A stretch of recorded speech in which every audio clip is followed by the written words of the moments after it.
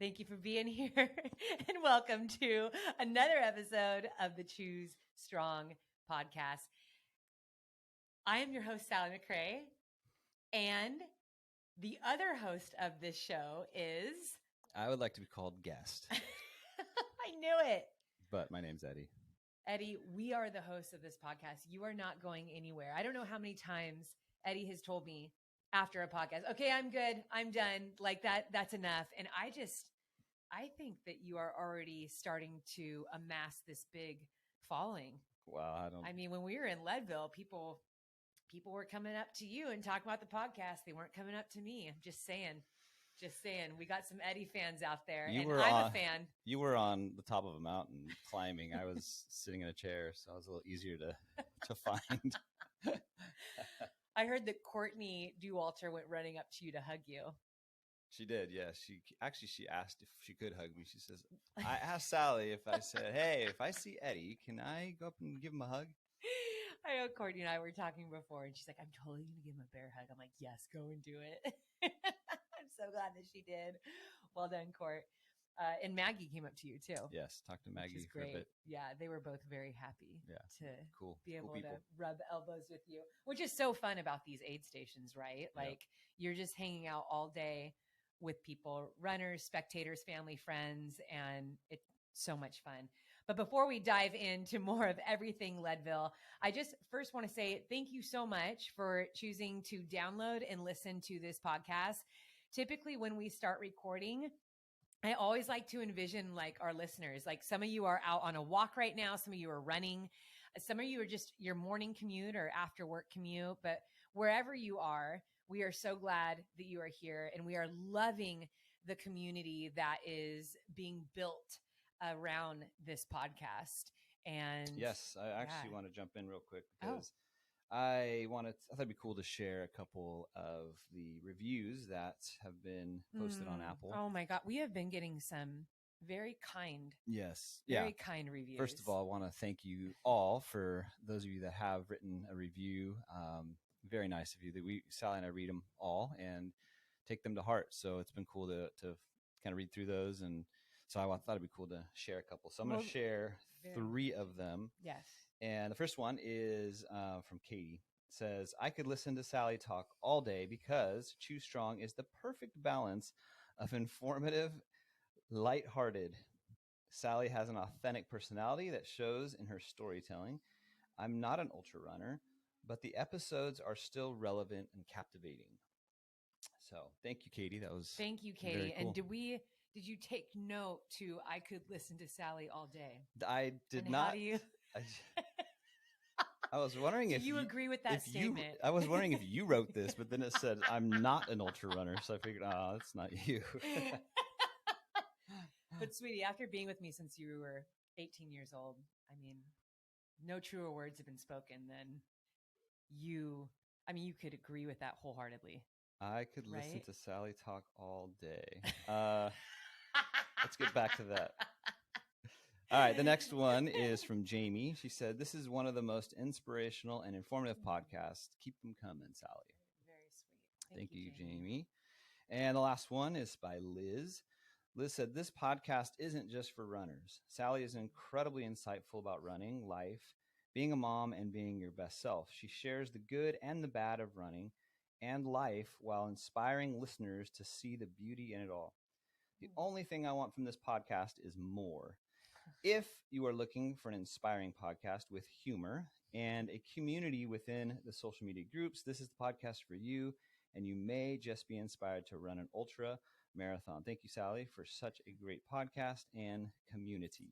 I love it. She Awesome. even called me funny. I think that humor part, I think she was actually referring to me. I'm trying to see. I don't know. In parentheses, we might there's have to. my Is name. there like a reply button when people leave a review? I'll have to reach out to Liz and follow clarify. Up.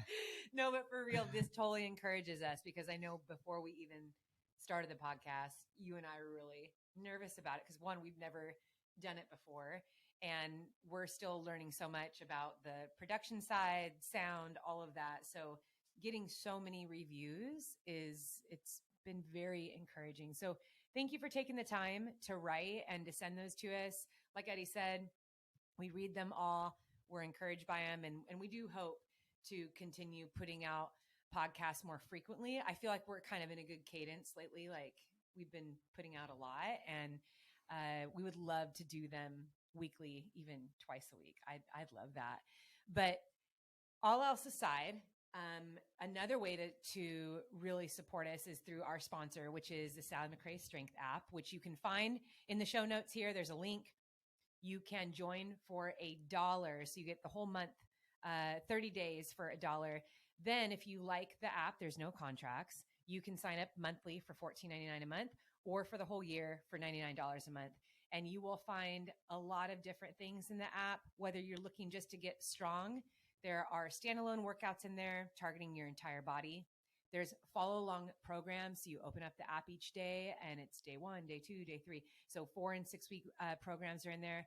We also have a 16-week 50K program, and an incredible community is being created around this app.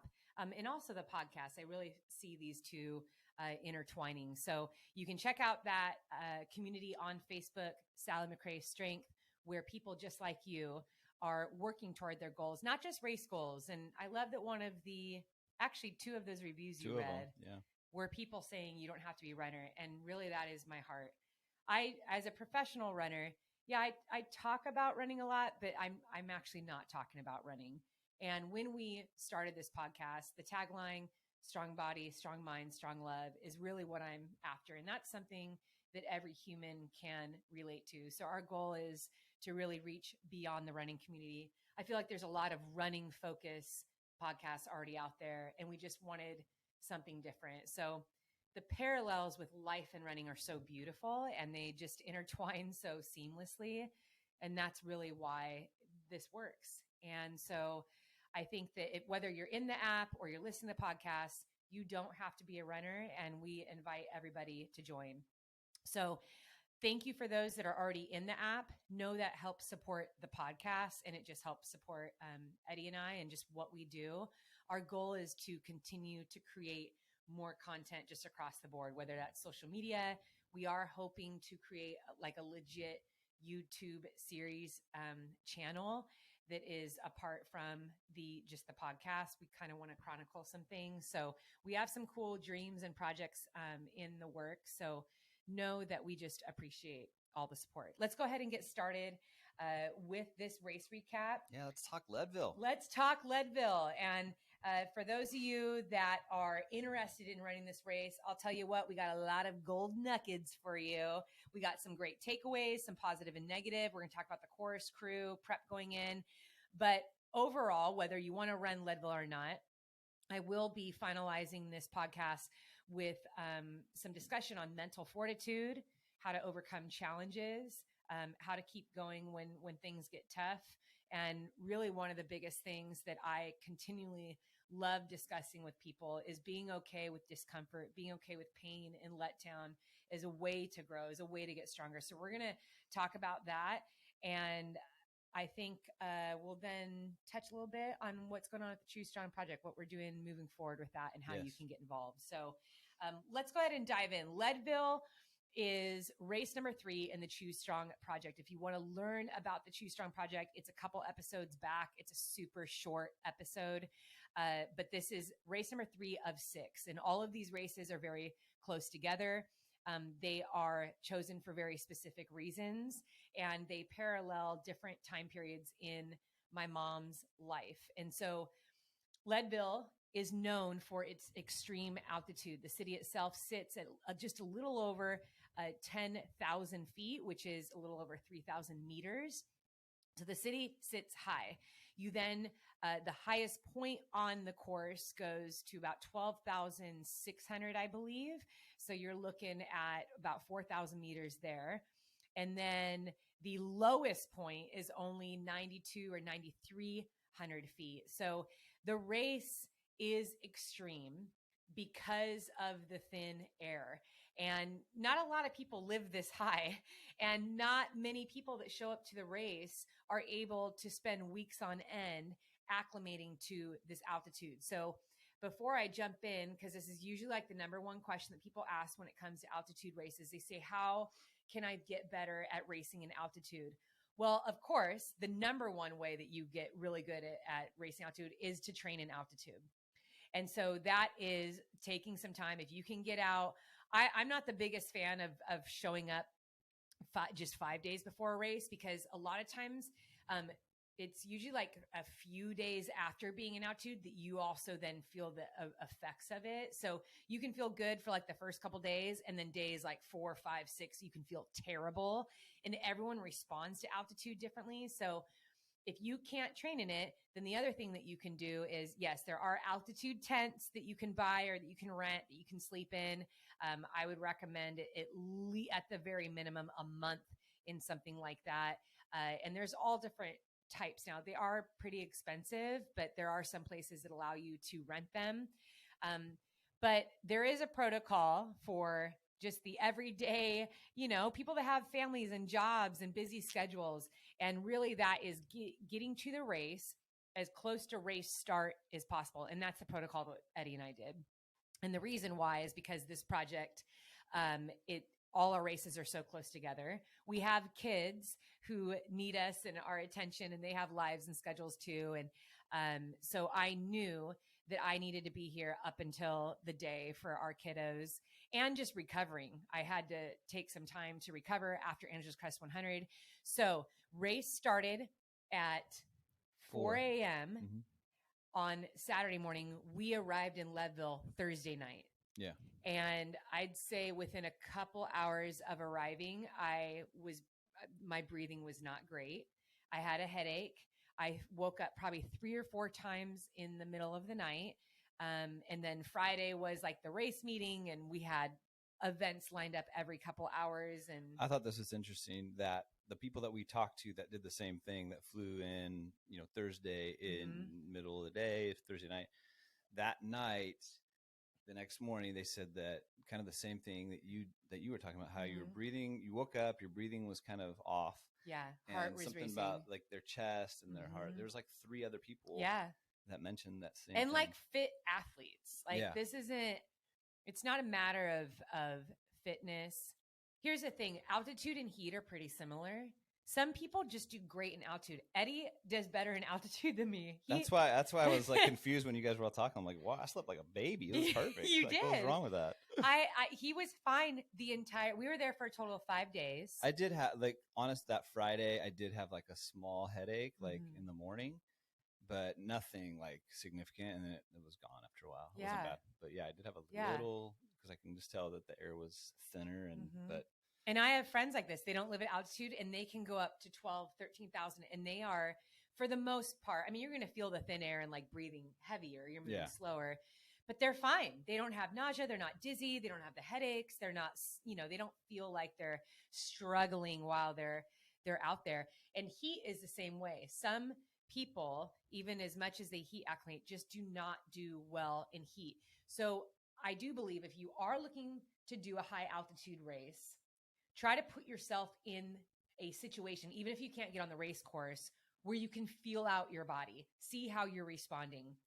Because even if you are struggling, that doesn't mean like, oh, I can't do this race. It's just, hey, you're going to struggle. This is how you're going to be. So now you need to learn how to deal with it and learn how to embrace it and move the best that you can. And there's different things you can do. With altitude, you want to be eating as well as you can. Hydration is key because you do get a little bit more dehydrated at altitude, but you want to make sure that you're getting those calories in, because the calories are going to help with the belly. It's going to keep you moving, staying warm too. I know in the night hours of this race, that was key. And we'll talk about that later, what kind of happened to me in this race. But so altitude overall, we are situated. And for those of you that have been following me for a while, I train on Mount Baldy quite often. This mountain is 10,064 feet, so a little over 3,000 meters. And I do get in altitude. As a mountain runner, I have to be in altitude. Now, the thing that I have noticed over the years is that I'm fine typically 4 to 6 hours in altitude. And I feel it, like the air is thin. I have already some skeletal structural issues where I don't breathe out 100% and I don't breathe in 100%. So I knew that choosing this race, I would struggle more as the race went on. And because of that, I chose to not have pacers. And that was a very conscious choice, because I thought, if I am struggling, now I know that I will be struggling, I need to do it quietly. I need to just kind of get in my head, work through it. And I know that I would also have a very difficult time holding a conversation. And so I thought, I don't want to have a pacer. Do you think, I'm asking this because I have no idea. Do you think most ultra runners are like that? Do they go into that like dark place and need to grind it out by themselves? Or do you think most of them like, no, I need someone to get me to the next aid station? I need a pacer. Yeah. That's a really great question. And I know recently I've noticed there's a lot more like psychologists and people that are writing articles and books on the mind of an ultra runner. And there's some strong opinions about ultra runners and how they work through things. I've found a variety. I have found some people that are like, oh my gosh, I want a pacer, someone distract me. And they love that idea of just talking as a way to not focus on what they're going through. Yeah. And I feel like I've been on both sides of the spectrum before. Western States 2015 was a great example. Colin and I, we were sitting in, I think, 7th or 8th place. And I was literally vomiting while we were running hard. I was redlining. We were pushing so hard to catch the next girl in front of us. And having Colin there was incredibly helpful, because he doesn't coddle me. He isn't like, oh, it's okay. He's just like, dude, if you want this, you need to keep pushing. So I know you're throwing up, but you're fine. So I think it depends on who it is that's pacing you. And because I've been in the sport for so long, I have learned over time that sometimes settling my mind and just embracing quietly with the struggle is sometimes the most powerful thing that I can do. And really that's what happened at Leadville. So the altitude, I knew that I would struggle from the first step. I knew I would not be strong in this race. And the night before the race, I did share a story. You can go on my Instagram and look at it. I'm standing with these bright yellow split shorts in Leadville holding up my number. And I share a story about being 5 weeks old. And at 5 weeks old, I was diagnosed with pyloric stenosis, which in the most simple way basically means that whenever I would eat, the food would just immediately come back up. I couldn't swallow. I couldn't digest food. But the procedure to fix this was actually pretty simple. And when my parents took me to the hospital, my dad wanted to leave the hospital during the procedure. I think it was like an hour-long procedure. My mom didn't want to leave. She was devastated, but they ended up leaving. And when they came back, I was laying in the recovery room. And as my mom looked through the window at me, I was blue. I was lifeless. I was not breathing. And the doctor had already gone home. So she goes running down the hallway. When they resuscitated me, and this is really where I begin to tell this story about how I was brought back to life, like breath was then back in my lungs, and how I imagined my mom breathing alongside me. When I cried, she cried. And it's this acknowledgement of hearing that breath in your lungs, even in the midst of a struggle, is also realizing that you have this gift of life and how amazing it is to be alive. So that is why I chose Leadville, because I knew every race represents a period in my mom's life, and Leadville represents up until she's 28 years old. And so this is the time period of when I was born. And so I was born when she was 26. And so this race represents all the way until I was 2. And so I wanted to choose a race that really signified something powerful at that point in both of our lives. And so I knew that I would struggle from the start, that breathing would be difficult, that I would be audibly breathing very loud, but that I would remind myself I am alive. So you can go back and read that post, read a little bit about it. I do detail a little bit more in my book, which isn't out yet. A lot of people keep asking. That book is not out yet. It's coming, I promise. But anyway, so Leadville for me was going to be probably one of in my mind, I thought, I want to finish this so bad. I know I will struggle from the first go. And, like I said earlier, typically I can kind of hold on to that for like 5-6 hours in a 100-mile race. Most of the races that I do that are at altitude that go up that high, you're only up there for, like a 50K during the whole 160K. You're up there for 30 miles out of the 100 miles. And I can kind of recover and work through that. But I've never done a race this high for the entire 100 miles, for the entire 160 kilometers. So I knew that this would be a challenge. Now, going into the race, here's what our prep was going in.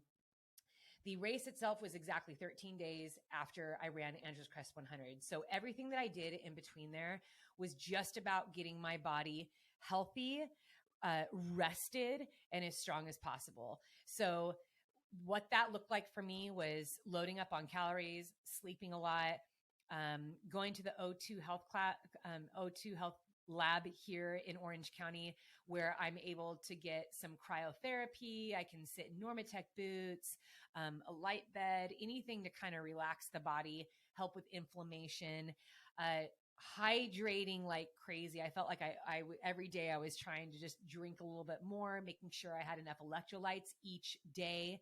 And then I focused more on gym than running. I believe when all is said and done, I probably only logged in those 13 days, maybe a total of 20 miles. And that's running, hiking, walking. So running was not the focus. For me, I wasn't like, oh, I wonder if I can go 100 miles. I know I can complete 100 miles, but is my body strong enough to endure another 100 miles? So I actually focused much more on strength training, mobility, and it was more basic strength, like making sure that, I could do a lot of those single leg exercises that I put in my app, core workouts, every type of mobility, checking in with my knees, with my ankles, making sure the hips and the glutes were aligned and strong. I saw my PT, who is a big help for me. I got to see her once or twice.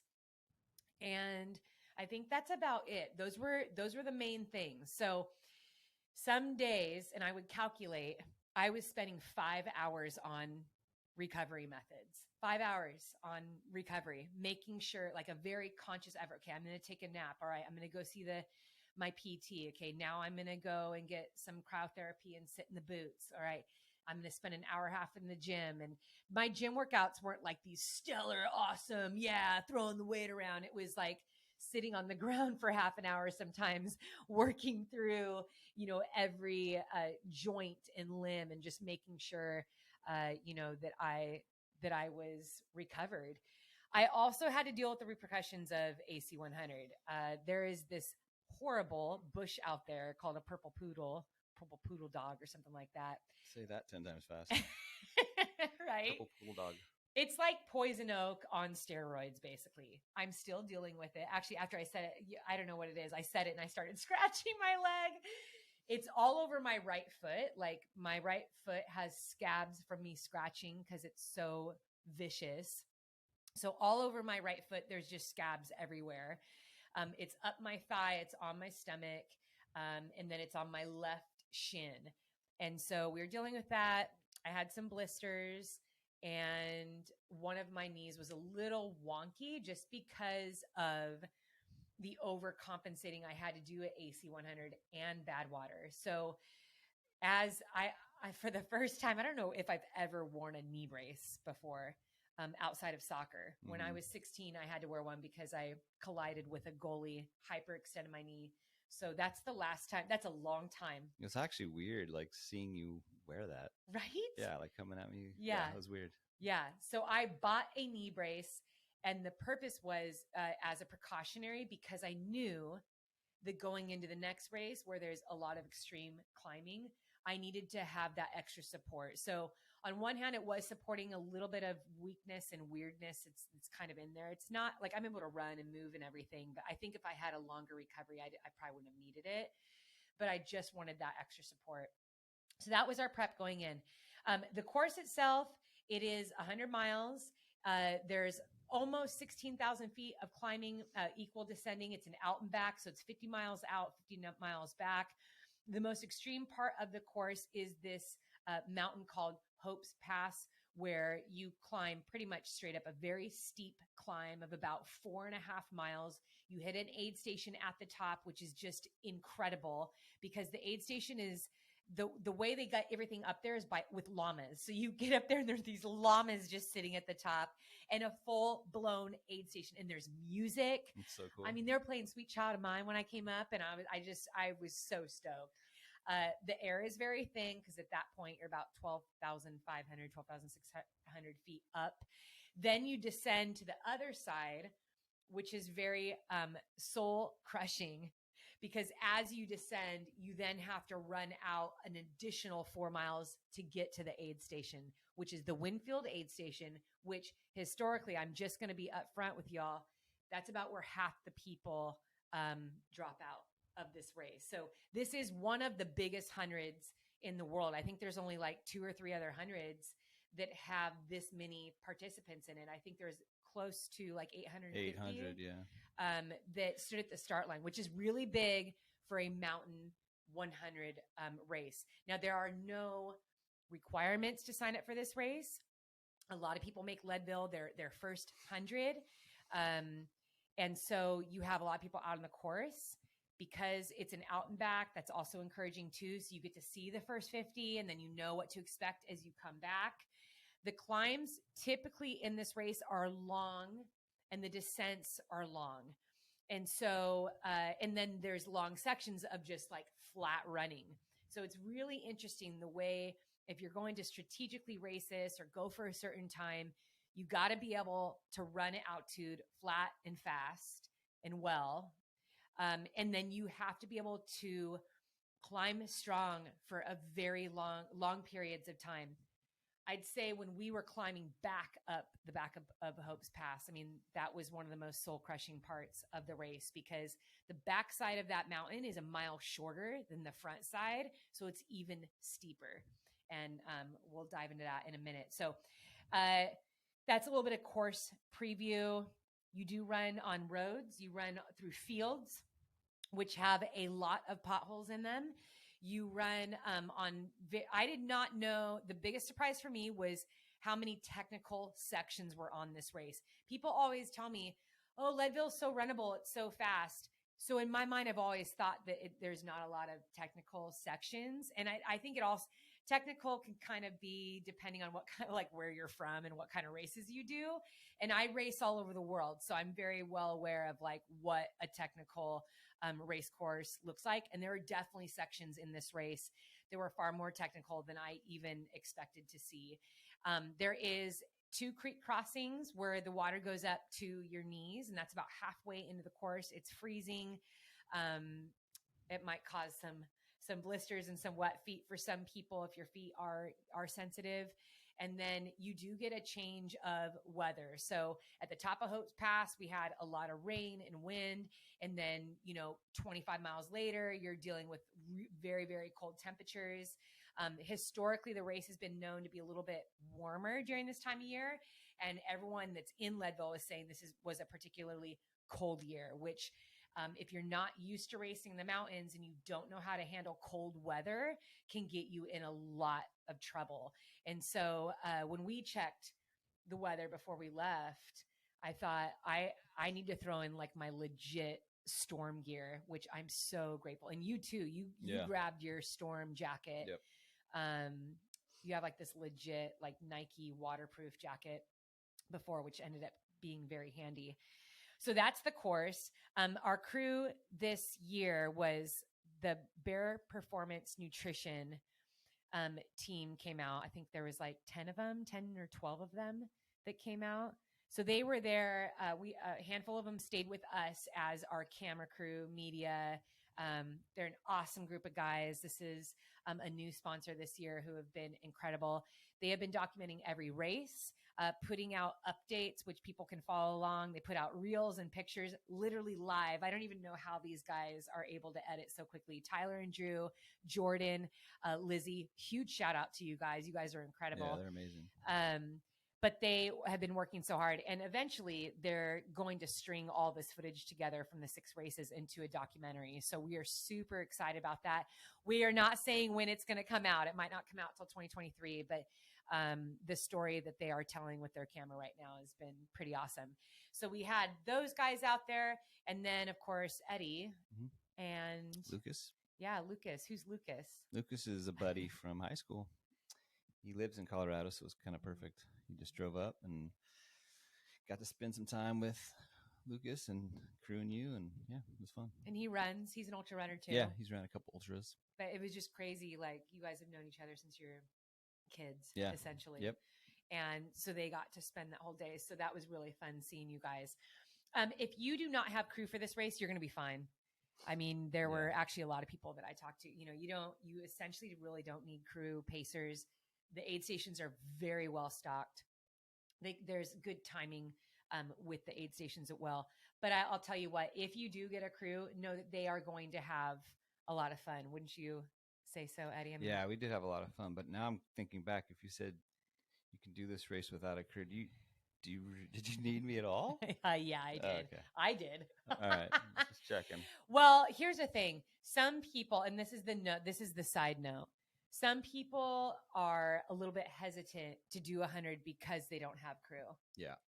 I would say if you have the option of having a crew at any race, please have crew, because crew is essential to helping you work through the inevitable challenges that you have.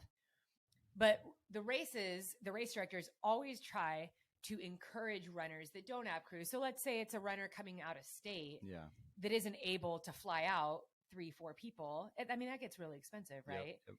So a race director is going to say, hey, we have medical tents at every aid station. We have tables that are stocked with food. Our volunteers are amazing. And this is true. Yeah, you're right. And so that, that side. But because I had crew, I never used any of that. I would always just go straight to you guys, because I knew that I'd be well taken care of. You guys knew what I needed. I could get in and out of the aid station that much faster. My personal race goals, so you know how to talk to me too. So those moments when I was really struggling, Eddie, you knew exactly what to do. Whereas, if I had to go to a medical tent and ask somebody, I probably would have stayed there twice as long. Sometimes there's that risk of maybe they want you to drop out if they see you're not doing well at all. So I like to encourage people. The bigger races, the ones that have been around for a while, they're usually well stacked as far as their volunteers and what they have to offer you. So let's go ahead and dive in just to our race and what happened out there.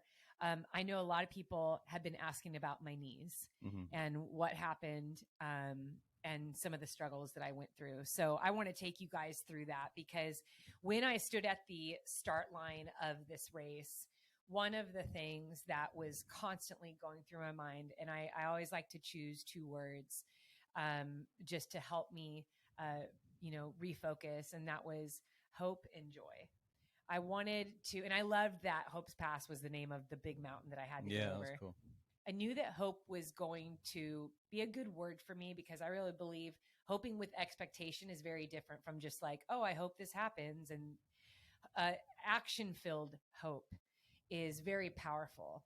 And I believe living a life filled with hope many times is what gets you out of bed in the morning. If you don't have hope in your life, it's very difficult to believe that there is good ahead for you, or that that things are going to change, that seasons are going to turn, that there is something good down the road. And so I knew that is what I needed. I needed to have actionable hope, that even in the darkest moments, that I would keep hope at the forefront, knowing that there was a finish line waiting for me.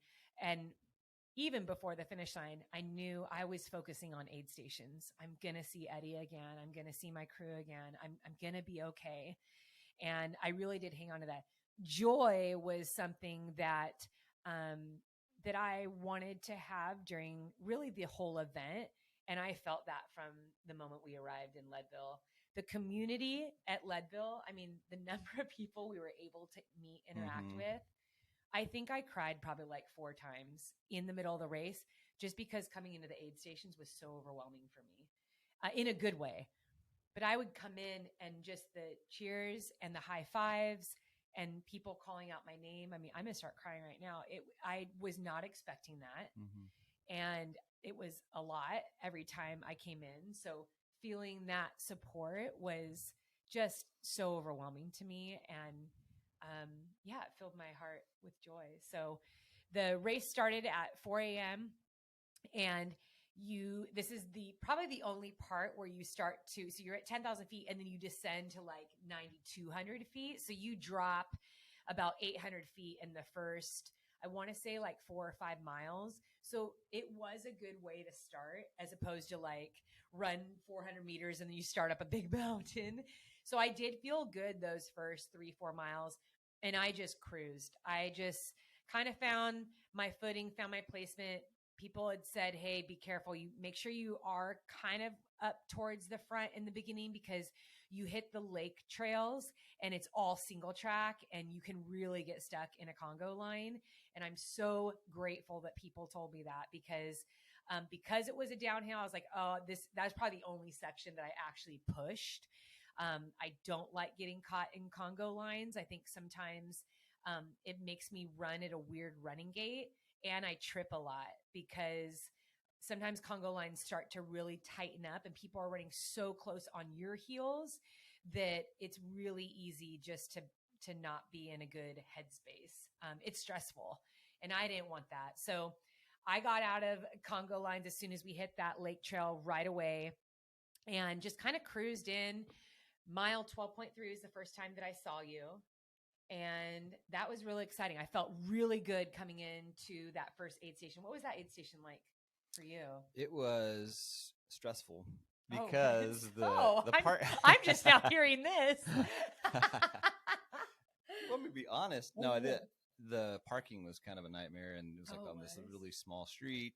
And then you had to like walk like down the street, and then it was kind of confusing. And then we finally got to a spot and it was super crowded because it was the first station where everybody's crew was there and it was dark and they were kind of like picking their spots. And maybe part of it was because we didn't know where to go, but it was a little stressful at first, but then once we found our spot, it was fine. It was cool because it was actually a really small, it's like a street, right? That little street where everybody's like lined on both sides. Yeah. And you guys are running through. It was actually super cool because it was like a long strip there where you guys kind of run through and everybody's, cheering on every runner. So that was really cool, but it was stressful at first. Yeah, that was, I remember coming in there and mentally checking that box off. I got to the first aid station. Yeah. The one cool thing about that first aid station is that I used the outhouse. And it was like one of the cleanest outhouses I've ever been in because it was like the first aid station. No one was there yet. So that was a bonus. In that moment, it was the cleanest because probably 10 minutes after you used it. That redeemed the whole stressful part of that aid station. And I arrived at that. I have a roundabout time that I just like to give Eddie, especially for the first couple, because once I get past the first couple aid stations, he's then able to, it'll roughly take her this long, or they can check the tracker. So people always ask like, what was your goal time? Or I had so many people, they're like, you're going to crush. This is going to be your one. Like, I think people thought I was going to race it. But having a healthy time frame as to when you want to get to each aid station is good, especially if you're going to a race and you want to make sure that you're beating the cutoff times, because cutoff times are real. And there's a lot of people that, that didn't even make it to the second aid station because the cutoff times were a little bit more harsh than they thought. And so regardless of how fast you are, you do need to sit down and realize like, okay, in order to finish this whole race, I need to keep an average of 18 minutes per mile. I think that's what it is for 30 hours. So 18 minutes per mile. In your mind, you're like, dude, I can totally walk the whole thing.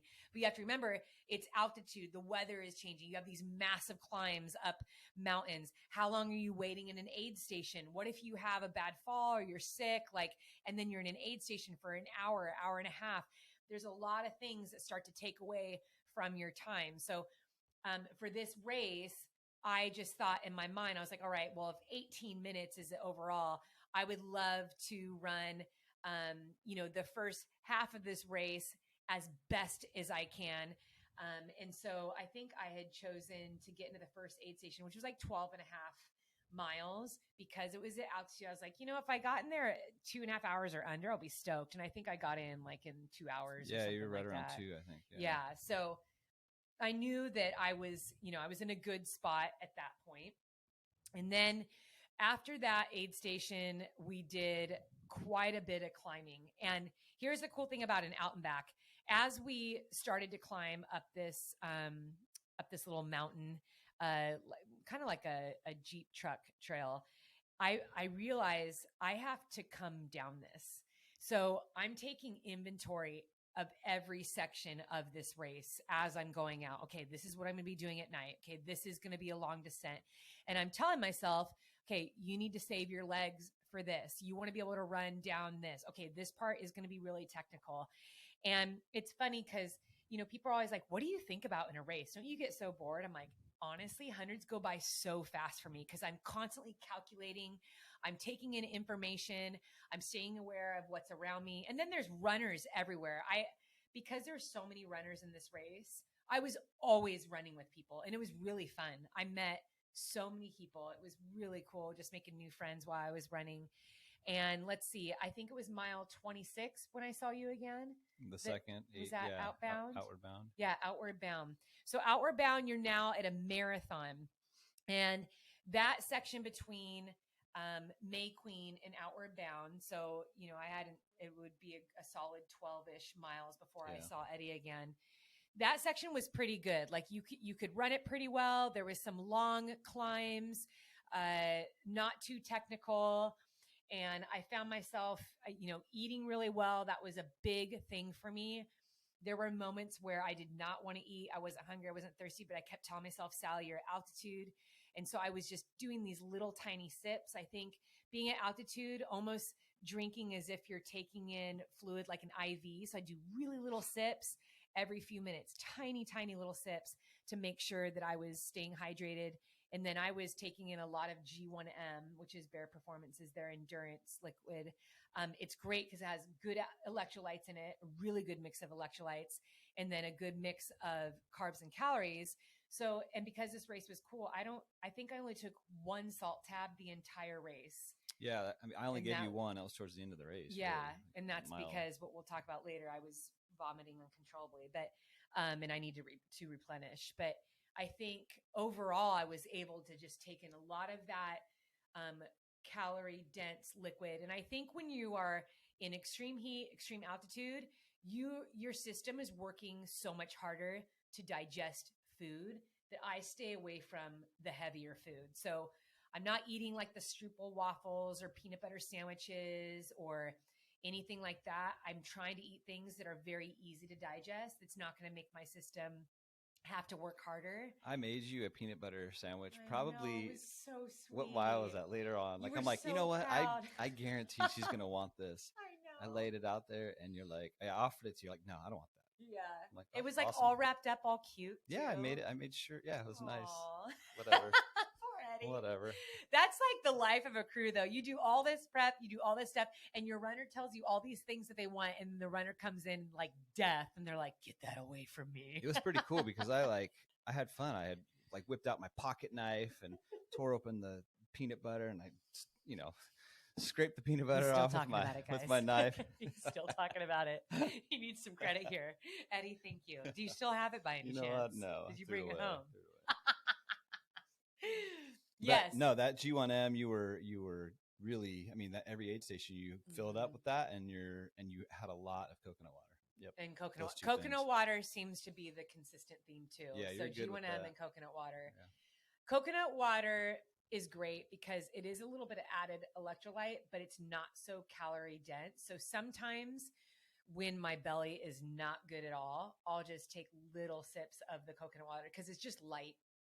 And it's just and the taste is mild enough that I can get it down even when I'm feeling sick. So those two things have been pretty consistent, and I'm glad I can rely on those things. So traveling, we're going to be going to Switzerland soon.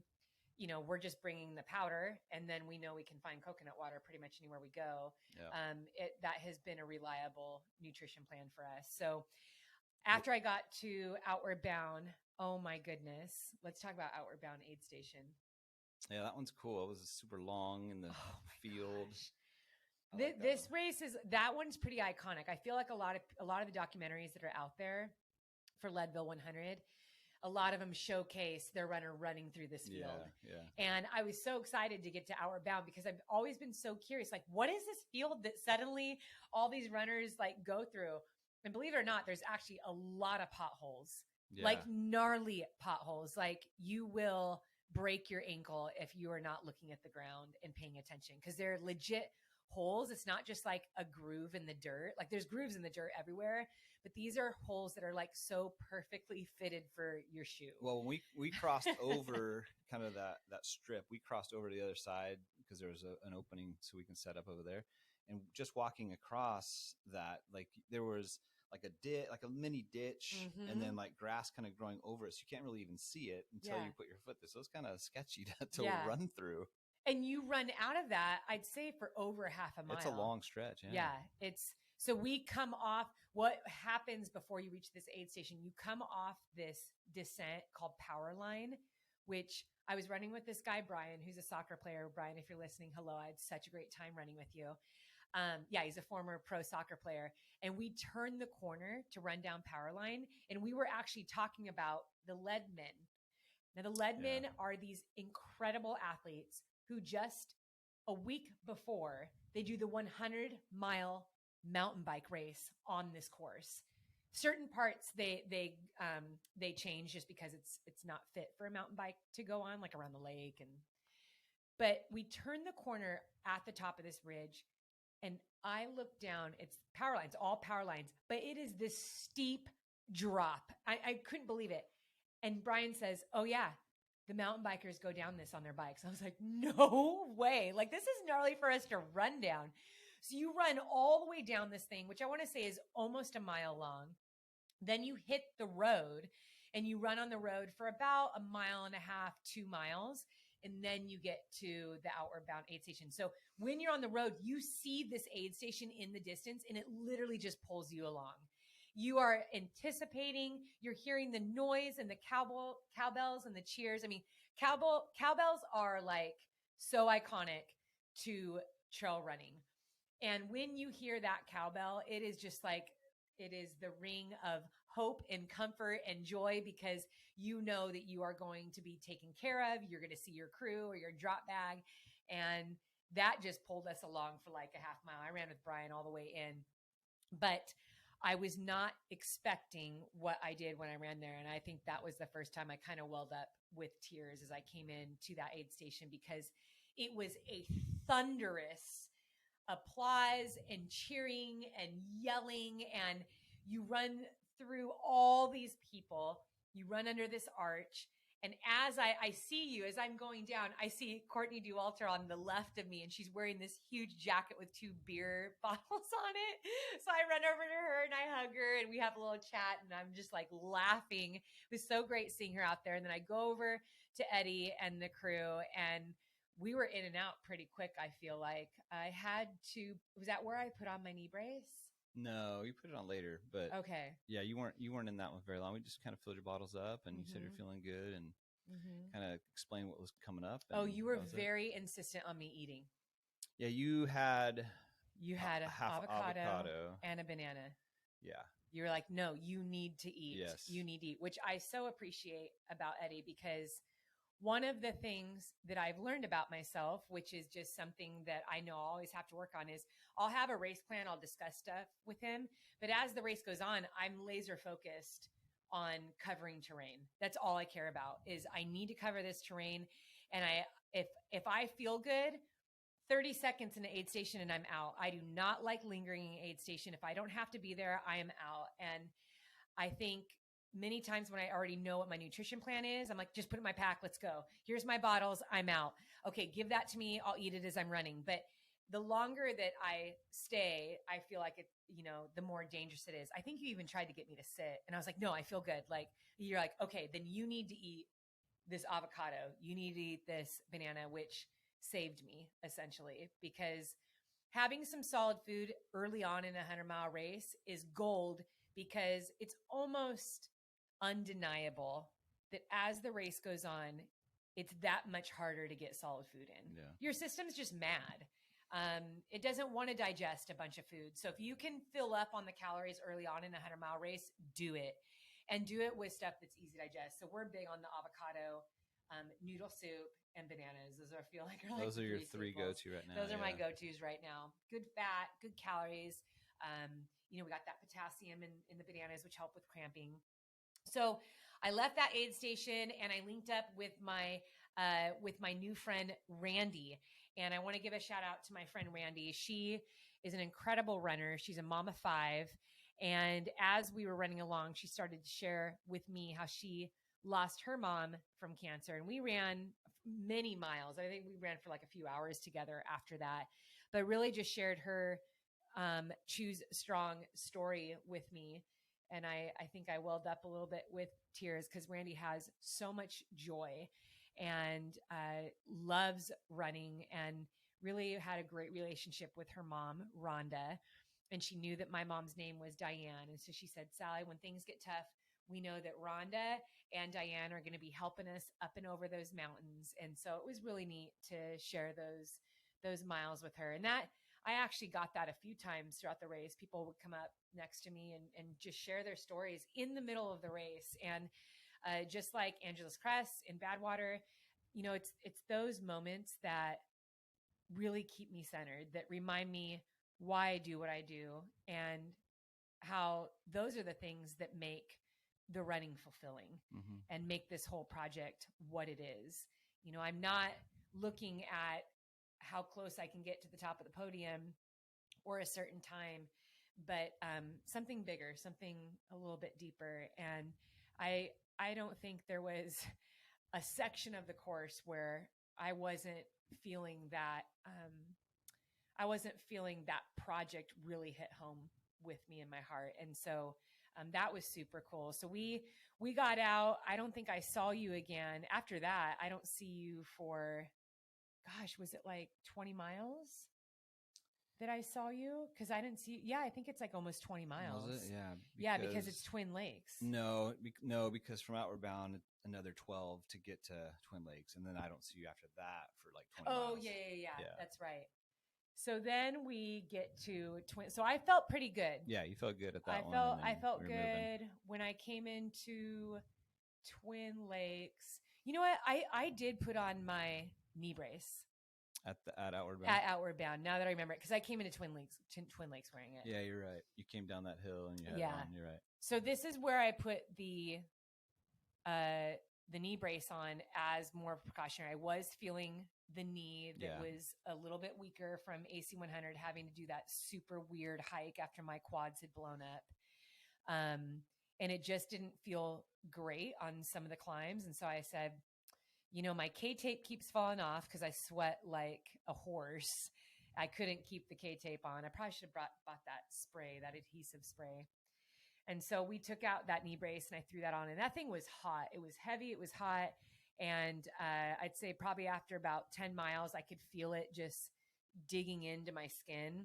I now have about 6 or 7 very deep burns from it on my legs. And it was driving me crazy, but I thought, I'm just going to ignore this, whatever. Like, it is what it is. It's supporting my knee a little bit. So we got through the next 12 or so miles, 11, 12 miles. There's some good climbing, some good running section, and then a very long descent into Twin Lakes. Now, I thought Outward Bound was a massive, overwhelming, packed aid station. But Eddie, tell us a little about Twin Lakes.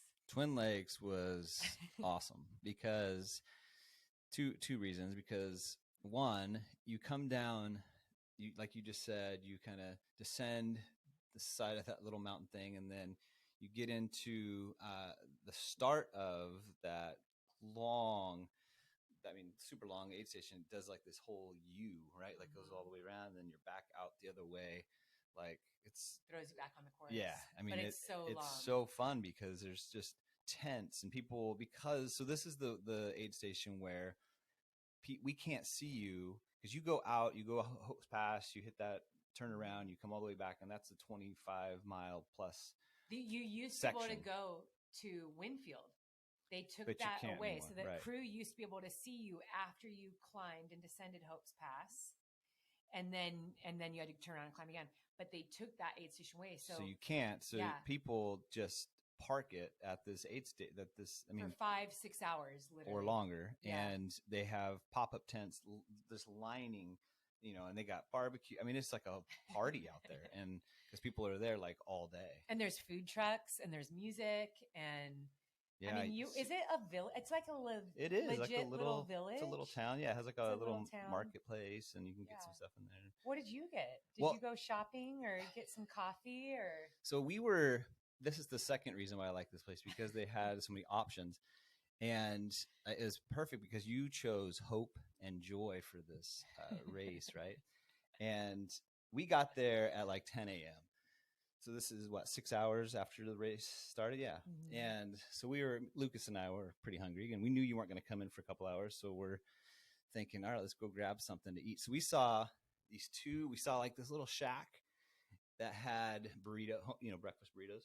Yeah. And then we saw this yellow VW bus that also had, yellow VW bus. Yes. Aww, my favorite car. And it had breakfast burritos. And so we were looking for, breakfast burrito and coffee is going to hit the spot. So we were using hope and joy. We're like, okay, I hope we hit one of these spots, because we had to choose. We're like, which one is going to have the best burrito? And Lucas is like, let's try this one. I go, you know what? I'm a little skeptical on a yellow bus to produce a great breakfast burrito. And whatever, we went to that one hoping that we were going to get, and the burrito was not good. It was just like the microwavable, you throw it in and just like praying. One step up from Hot Pocket. Right. And you're just praying that your third bite isn't like frozen in the middle. But the coffee gave us joy. It was good. The hope, it's kind of a fail. Oh, man. But you know what? We that was 10 a.m. and then hours later we were still there, and we opted for the shack and had a great Baconator burger. Ooh, really good Baconator burger. It was solid. Oh, I haven't had my bacon avocado cheeseburger yet, which is something I usually have after a 100-mile race. I crave a burger. No, but you made me an incredible steak.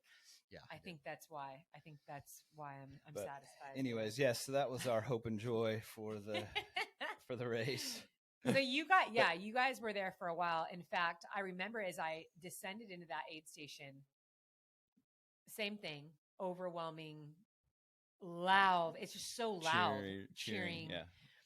A volunteer comes to me as soon as I hit. He's like, Sally, what can I get for you? And I was like, I just need noodle soup. Mm-hmm. I'm thinking I'm going to run maybe 50 feet and see Eddie. Oh, no. This aid station winds, just as you said. It winds. I ran down like 100 meters, took a turn, still don't see him. I was like, oh, man. And I knew that volunteer had gone back because he came out from the food table. Yeah. So I'm thinking, like, he sees me. I'm probably just going to be 50 feet down. Like, he'll come bring the soup. Or I'm going to see you. Oh, no. I turn around. I turn the corner. I keep running. And then you guys are there to bring me in. Yeah. Well, I met you there at the start there when you came in. Oh, yeah, that's right. I ran with you, but we had to kind of jog for a while. Yeah, we jogged to go for to a where while. We were set up. And at this point, I wasn't feeling awesome. And it was something totally to be expected. Like, I knew, okay, the altitude, it was a little rough. And I had said that my knee was bothering me a little bit at this point. Yeah. I also had been out of calories for a little while. A friend of mine was in trouble. I actually forgot to tell you this. A friend of mine was in trouble on the descent. So we had about 2 miles to get into the aid station, and she's pretty quick. And I came up behind her. I was like, "Are you okay?" She's like, "Yeah, like something's going on with my quads." And I was like, "Girl, I know exactly what's going on with your quads." I go, "Do you have do you have enough calories? Do you have electrolytes? Are you drinking? She didn't have any water, anything with her. So I stopped and I gave her You're like, my let me water. tell you about AC100. I did. And I said, okay, this is what you're going to do. This is what you are going to chill because we're so close to the aid station.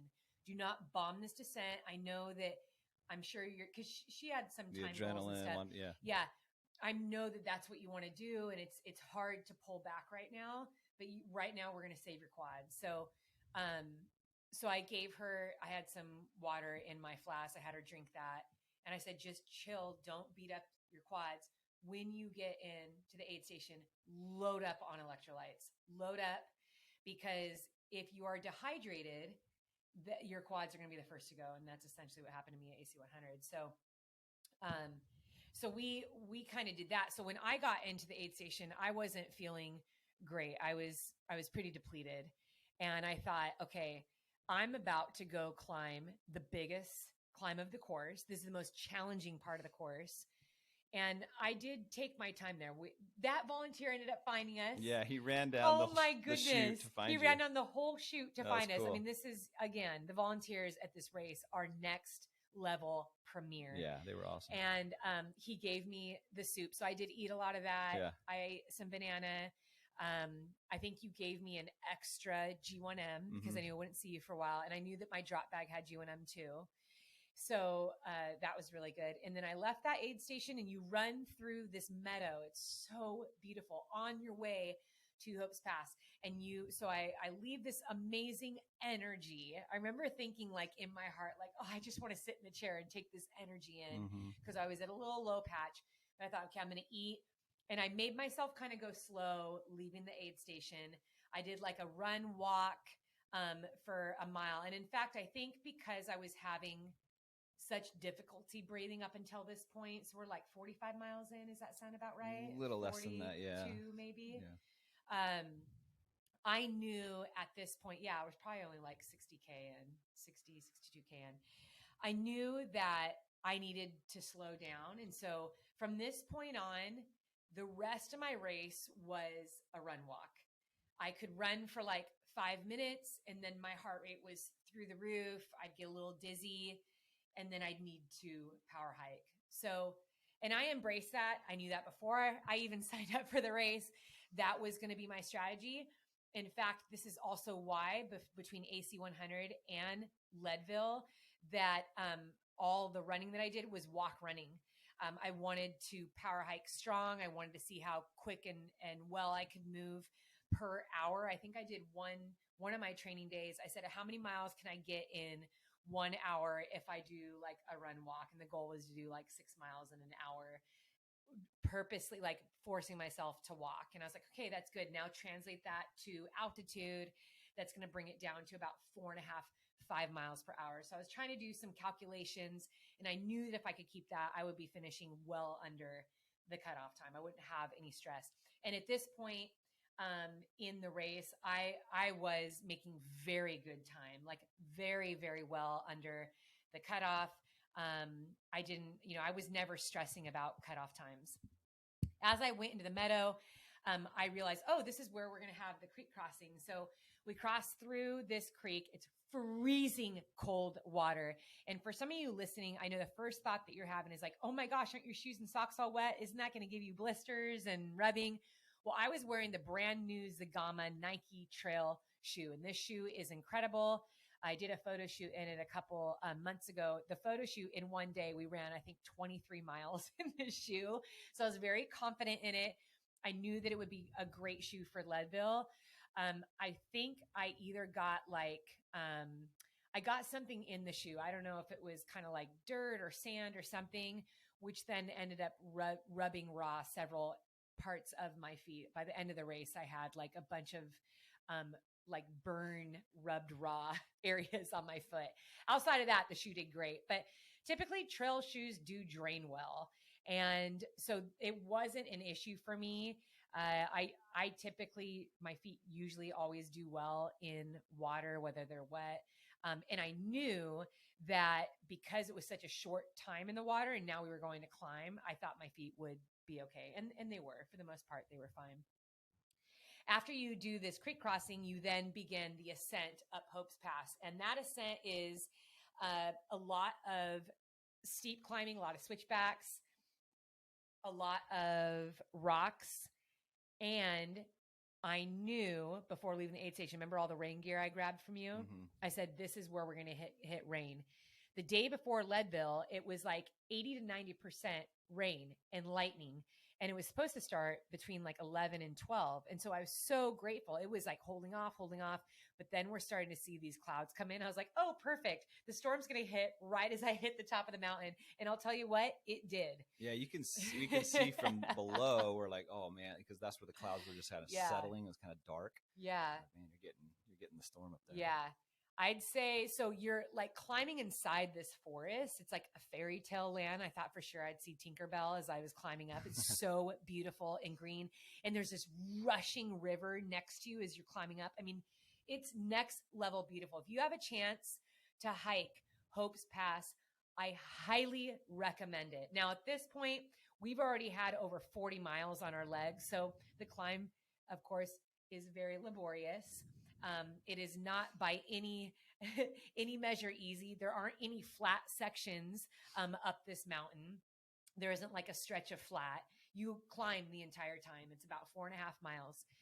Just before you hit the top of the mountain, which opens up to this beautiful field, and this is where the aid station is, I can see in the distance, like 200 meters from me, I'm seeing just wind, this really intense wind.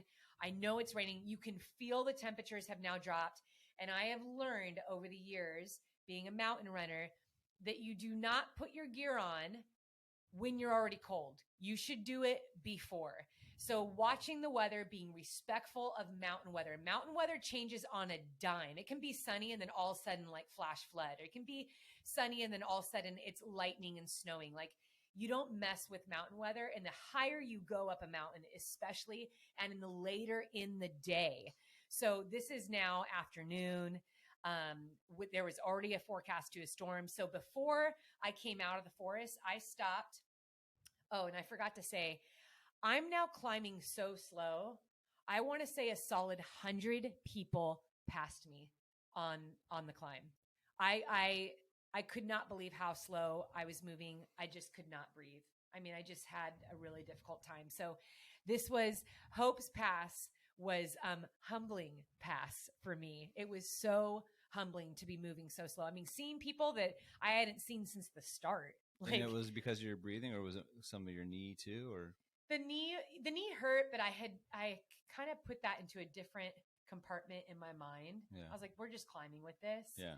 The breathing was a great frustration because I could hear it, I could feel it, I couldn't change it. Yeah. I wanted to move faster. I wanted to be, I wanted my muscles energized and oxygenized much more than they were. And I just couldn't make that happen. So I was redlining. As soon as I put in that hard effort that I usually like to do when I climb, I would redline. And I knew you can only redline for so long before you completely bonk and fall apart. It's just not a good idea when you're only halfway into a 100-mile race. So I knew what I was doing by purposely going slow. I was allowing myself to save a little bit of energy in order to finish this race. So I thought, all right, we're now going to be going really slow. I just need to accept it. So I stop. I put on all my warm gear. I put on gloves. I have this Gore-Tex Nike Trail rain jacket that has a hood. I put on an extra buff around my neck, which I could pull up over my nose and mouth and ears if I needed to. And a beanie. And then I put a beanie on too. So I was very warm. And I'll tell you, I am so grateful that I did that, because as I made my way to the aid station, the first thing I did was get soup in. So now I wanted my insides to be warm. That was my first time taking in Coke too. Coke is like rocket fuel. At altitude, that quick sugar, just that injection of quick sugar is also helpful. So I took in some Coke, which the Coke cups were all sitting out in the rain. It was totally raining at this point. And so it was like half rain, half Coke. Watered down Coke. It was totally watered down. And really funny story. I had thought that the aid station is then where you descend. And I'm looking up and it looks like there's another 1,000 feet of climbing. It looks like there's more switchbacks. So I go up to the guy at the aid station and I say, where do we descend? He's like, oh, you just have to go up that climb right there. And I look at him, I was like, oh, you're making that sound so simple. Just up I that go, climb. just up that climb. And I like start bantering with him. And he goes, do you need a hug? And I was like, yes. I've been moving so slowly. So he hands me a cup of soup. I take down the soup. I eat some noodles. It's not what I want, but I do know it's what I need. Yeah. I needed that in order to get to the aid station, which is 7 miles away. Yeah, 6 or 7 miles. Yeah, it was, I needed that energy. I didn't feel awesome. I was cold. My stomach wasn't great. I wasn't breathing well. But I thought, this fuel is everything to me right now. So I took some time in that aid station, just a few minutes, got some soup, and then continued on. We then start descending the backside, and this is where I realize, oh my gosh, we have to come back up this. This is steep. These are some steep switchbacks, and we just keep descending, going down. We then get to this pivotal, like, kind of like fork in the road, and you have to go right for 4 more miles now to get to the aid station. So we start, it's kind of an undulating, like climb, descend. It is not an easy time to the aid station. By the time I get to the aid station, I am now a little bit out of it, which has been normal. In all the years that I did UTMB, this typically happened about at mile 50, because you spend a section of time in altitude in UTMB. I'd say maybe just 50K of it, about 30 miles of it. And after that long is where I start to get dizzy. My breathing is pretty erratic. When I came into the aid station, medical grabbed me and they're like, you don't look right. You're not moving right. They asked me some questions and they said, we don't like how you're responding. You kind of sound like disoriented. And so then they took me over to the medical station. I was really bummed. I did not want to be there. And they started asking me questions. Do you know what day it is? And I checked out. I was like, you guys, I'm fine. I just need to eat. I need to fill my bottles. They're like, yeah, but just the way you're answering, like, so they had to check my oxygen. They had to take my blood pressure. I had 3 people around me the entire time. And one of the guys was like, I don't know. I think you should stay here longer. And I looked at him. I was like, no, I need to go. Sorry, buddy. I'm out of here. And I was still making good time. Kind of like I was bummed because I was now this aid station. The cutoff time is 6 p.m. I got there at 4 p.m. So I still had 2 hours. I could have stayed there for 2 hours. But even then, in my mind, I thought, oh my gosh, I'm typically not this close to cutoff times. Like only 2 hours. Like I'll get in several hours before a cutoff time. So in my mind, I was like, I know the climb that is ahead of me. If I don't leave right now, I'm going to have a rough time making this cutoff. So I tell the guy, listen, I'm going to eat. I'm going to be okay. I know what day it is. I know what time it is. They asked me, one of the things they asked me was like actually a hard question. You're like, I don't know. Even if I was like, he's all like, there. About what time of day is it? And I was like, what? It's like throwing down some math question. You're like, I don't know. I have no idea. What is the root of? I'm like, dude, like easy there. When's my birthday? Bro, I don't even know you. Who founded the state of Colorado? That's it. You're out. You're out of the race. It was like a scene from the Holy Grail. Bring in the medics. She doesn't know. What is your favorite color? Green. No, red. So I got myself up. I got some fuel. One of the things that I held on to at this point that actually helped me out of the aid station was, Sally, you're running back home. Like you are now running back to the finish. And this is a very hopeful part of an out and back course. I love point to point. It's very much an adventure, but now in my mind, the way that I conceptualized it was I already know every step of this course because I already ran it. I know what to expect. And now I'm going to go do it again.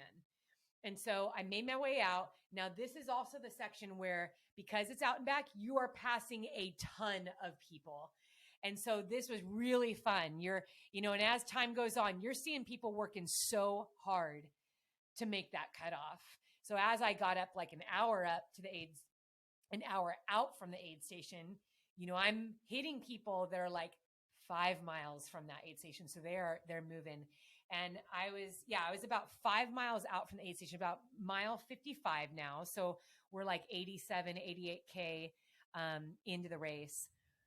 I'm going down this single track. There's a lot of single track and there's 3 people coming toward me. And at this point, it's a little bit of a downhill, maybe just for like 50 meters.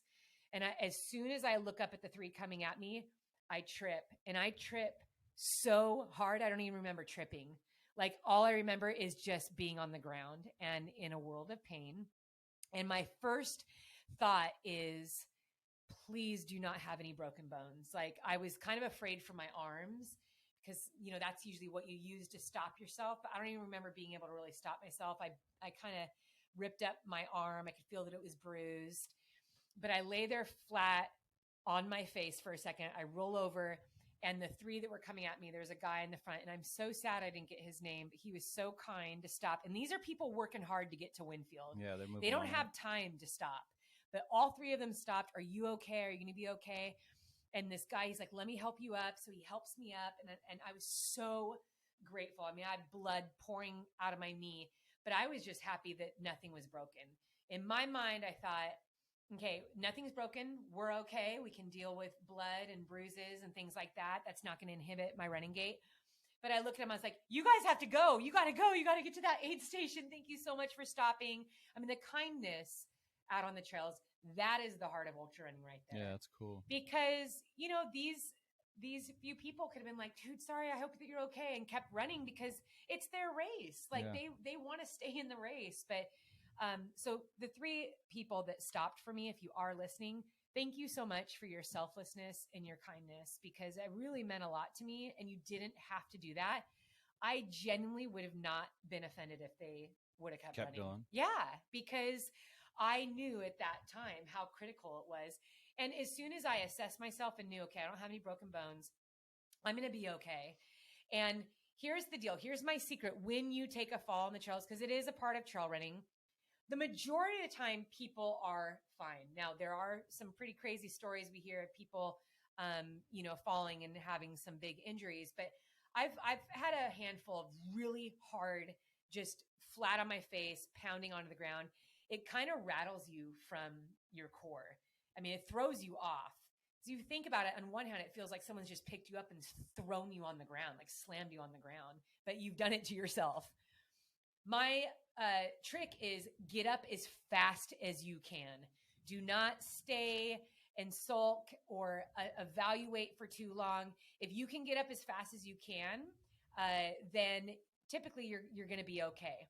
And it's not going to become an issue or a distraction in your mind. You're not going to think about it as much. And you have to tell yourself, I'm fine. It's just blood. The sight of blood can sometimes alarm you. Now, if you have an injury, a fracture, you know, a bone sticking out, something's broken, that's a whole other story. But that's what I do. I first assess right away, is anything broken? Okay, if I don't have anything broken, I am standing up and we are moving. So that's pretty much how that happened. So as I started to work my way then back up to Hope's Pass, I mean, you should have seen the looks on people's faces because there's so much blood coming down out of my knee. And I was thinking in my mind, wow, I probably look kind of crazy, but I didn't even want to look at it. So I didn't know the extent of what was going on. I did, as we started to climb up the steep sections, my knee would come, you know, I'd step and I'd see that knee in front of me and I saw how swollen it was already. I was like, oh my gosh, it is so swollen. But then I would tell myself, but we're moving fine. The knee did not affect my running gait, and I was very grateful for that. And so I kept telling myself, I'm so grateful that this isn't affecting my running gait. I'm so grateful that I didn't break anything. I'm so grateful. I'm still moving. I'm still climbing. It hurts. It's throbbing. It's bleeding. I don't like that it's there. That was a bummer, but I'm actually not going to focus on any of those things. I'm just going to focus on the fact that I can still move. So we got back up to that Hope's, the main trail. It's a couple miles, those switchbacks. I'd say that almost everybody in our group at some point that we were climbing with stopped and was bending over on their poles. Just the climb was so brutal. It was soul sucking. I mean, I think because you're so tired and you're climbing up higher and higher and higher, you're getting the highest point again for the second 12 time. 12,000 feet. Yeah. Yeah. But I'll tell you what, I kept that hope in my heart, and I kept telling myself, I just need to get to the top. Because once I get to the top of this, the hardest part of the course is over. Yeah. And it was miserable. I mean, I passed a couple people on the climb that were bonking, like legit bonking. They were having such a rough time. And I thought, no one's climbing fast. The only way we get to the top is one foot in front of the other. And it was really neat because some of the people in our group were yelling that out. Come on, guys, we got this. We can do it. Come on, guys, one foot in front of the other. And so we just had this very encouraging group. There's probably like 15 of us, all spread out over the course, probably like 200 meters. But you see everyone on the switchbacks, you know. And at certain moments, everyone's just trying to say, you guys, we got it. We're almost there. We got to keep going. As soon as I get to the top, I was greeted, full-blown surprise, by Tyler and Drew with their camera equipment. You guys, these are the BPN media guys who were updating you with reels and pictures and stories throughout the race. These guys are stellar. They had run up Hope's Pass and are standing at the aid station. Wait, no, they're beyond the aid station. They greeted me, and I'm just laughing so hard. I was like, you've got to be kidding me. So you awesome. Guys are incredible. They're full-blown camera equipment. And here's the thing. These guys are young. They are excited. They love what they do, and they just think this is the coolest thing ever. Like, and they take it very seriously. Like, they're so passionate but very serious about, we have to get quality stuff. We need to get you on top of Hope's Pass. I mean, it was such a gift. So cool. To get to the top was a massive celebration. I told myself, when I get to that aid station, I'm going to be the happiest girl. And that's when Sweet Child of Mine was playing. Oh, nice. Yeah. I took in some more soup, some more soda, and Tyler and Drew ran down. I think they ended up running down Hope's Pass with their camera. It's the only way you can get down, right? So I'm just like giggling, like I cannot even believe that you guys are doing this. They follow me all the way down the trail. Now, as cameramen, of course, there was zero help. They had offered no type of aid whatsoever. And sometimes I would run ahead of them, or they'd run ahead of me just to get a shot or something like that. But I would yell out to them at certain points, I can't believe you guys are doing this. Now, because of the rain, we're descending down sketchy rocks. I mean, these are like big rocks, boulders, pointed rocks, gravel, roots. It's slippery. So we descend 4 miles. We run back through the meadow. We get through the river. And then at that point, when I see you again, so you've been now at Twin Lakes. Yeah, we're at Twin Lakes still. We've been there kind of all day. It's been the sun is just now setting. I think at this point. We got there at 10 a.m. You came a couple hours after that, and then got you out. And then, it was like a 25-mile, we weren't going to see you for 25 miles, and that's the Hope's Pass, And you came in, I think sun was just setting. It was like 8-ish around there. Mile 67. Yeah. So. Yeah. 67. I put on a headlamp. I did have I had taken my poles up Hope's Pass. I was so grateful I had those poles. That was the first time I had taken them, was it the first time I saw you at Twin Lakes. And you asked me, are you sure you want to keep those poles? And I was like, absolutely. Yes. Yeah. It's a huge climb, a very long sustained climb out of Twin Lakes, in the dark. And this is the section where I started to really fall apart. I'm going to chime in real quick. So when you came out of Hope's Pass, I was talking to Lucas because we were deciding, okay, we've been there all day, and we were deciding where do we want to set up our chairs and your food. And so we decided, let's park right where you get off of that meadow before you get into the aid station, because we knew you were going to be in a tough spot. We knew it was going to be I knew going up it was tough, and 25 miles of what you were about to experience and come through was going to be tough, especially with your knee and all that stuff. And so we thought it would be a good idea, a brilliant idea, to +1 put our chairs and the crew stuff as soon as you got into that aid station and knowing that you can take some time there, get fueled, and then you get to run through that long aid station with everybody cheering, yelling, knowing that was going to kind of really help you versus, that is brilliant, right? Yeah. Thank you. Versus you running through like, where is Eddie? My gosh, like I'm dying. And then getting to the very end. Yeah. So we figured, you know what, that energy will kind of, get her through that. It'll be kind of a fun section for you. So, but going back to the Twin Lakes, being there all day, I did get to meet some people, which was really cool. And they came up and kind of shared their Choose Strong stories and how they've been following along. And I heard some really, really cool stories, but one in particular, I was actually waiting for you to come through the meadow, and it was getting kind of dark, so we couldn't see the yellow hat as well. And I got alerted from Lucas, who was up on the hill. He said, "Hey, she's coming." I had cell reception. He called me. So I start to walk back towards our setup, and this guy was kind of off the trail and talking to this girl who was a pacer. She had a pacer bib on, waiting for her runner. And he goes, right when I'm walking by him, he goes, "Oh yeah, her name is Sally McRae." And I was literally like 2 feet from him at that point, and he's explaining, "Oh yeah, her name's Sally McRae." To this girl, "Oh yeah, she's got a podcast and it's awesome."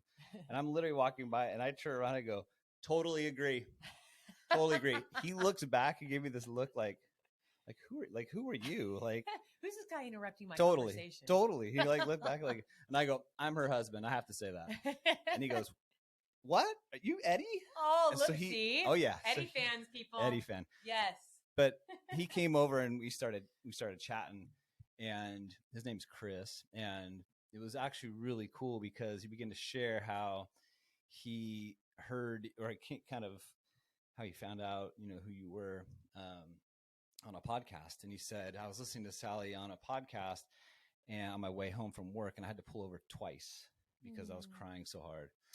And, that's Nick Bear's. Yeah, and he was saying how he lost his dad in 2015 to leukemia, and he's talking about the other podcast that you were talking about, DNF in, because he's had a string of DNFs, and how he's kept on, and he was telling me all these other races he's already got lined up because he wants to get out there again and show what he's got. So that was actually a really cool. His name by any chance? Chris, yeah. Chris, thank you for listening, and big hugs to you. Keep going. Yeah, so that was a neat little love that. time. Thank you for sharing that. So. I love that you got to meet him, and I know one of my favorite things to do after a race is to ask Eddie, share with me all the stories, and it's typically like right after the finish. You are so sweet at doing this, but this is the worst job ever. Eddie will get me back to the hotel room. I will still be in my stinky, disgusting clothes, and I'm wrecked from head to toe. And I'll lay on the bed, and he will take off my shoes and socks. Sometimes I get in the shower, sometimes I don't. But one of my favorite things to do is like, I tell me the stories. Like, what was it like for you? Who did you meet? Like, what happened? And it's just like, it's so fun for us to have those stories. Like, that's one of my favorite times after the race. Like, I'm wrecked, and he's just like on this high, and he's got all these like really great stories. But you did share with me quite a few that were like that. And I love that. I love that while I'm out there running, you're experiencing that and making those, those connections, because they uplift me. Yeah. It's like, oh, wow, it's just so awesome. And as we move through this project, I think about that. I think about what you're experiencing and who you're connecting with while I'm running. That kind of pulls me through the race as well, because I want that to continue all the way to the finish line, Yeah. Yeah. That's cool. So now we are getting into the dark. When the sun sets, it's inevitable. The temperatures are going to drop. At this point, I have descended out of Hope's Pass. So we've gone down a little bit, but now we're going to climb back up. You're never low. The lowest you're at is like 9,200 feet. And so I've descended quite a bit, but now I'm going to be climbing back up. Now, at this point in the race is also where people pick up pacers. So if you have a pacer, you pick him up at Twin Lakes as you're leaving, heading back towards the finish line. And as I said earlier, I had chosen not to have a pacer, which at this point, knowing that I wasn't feeling great. The breathing wasn't awesome.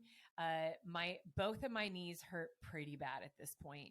I think that the fall kind of exasperated the one that was in the knee brace. And then of course the other one was fully exposed and just oozing all kinds of fun things. And it was big and it was sore and it did not want to run, but we just kind of set that off to the side. And so I thought as I climbed out of that aid station, I kept telling myself, Sally, the hardest part of this race is over. The best thing that you can do for yourself is just take care of yourself and get to that finish line. Now, still, I wasn't chasing cutoffs at this point. I think that I genuinely, I think all I had to keep at this point was literally 3 miles an hour. Yeah. A 20-minute pace. So I had run so well the first half that it allowed me to kind of find comfort in the fact that, yeah, your knees are beat up, you're not breathing well, but I didn't have that stress of, oh my gosh, I'm only, 10 minutes outside of a cutoff, or I have to move really quick here. And I was very grateful for that. So at this point in my race, I'm just counting the things that I'm grateful for. I'm counting the things that are good, that are positive. And I'll tell you what, that's a really powerful mental cue that you can use, not just in a race, but just anything in life. When a lot of things suck and it starts to build up that list of, okay, this sucks. When it rains, it pours. Okay, one more thing. You also have to continue to add to the list of the things that are good. Add to the list of the things that are going right. And for me at this point, I'm like, okay, I'm keeping food down. I'm not vomiting. Awesome. I'm way ahead of cutoff times. Great. Despite the fact that my knees are hurting, I'm still moving. I'm going to finish this thing. And so that was helping me move. I'd say now, once I got to about mile 62, out of the middle of nowhere, I just start vomiting.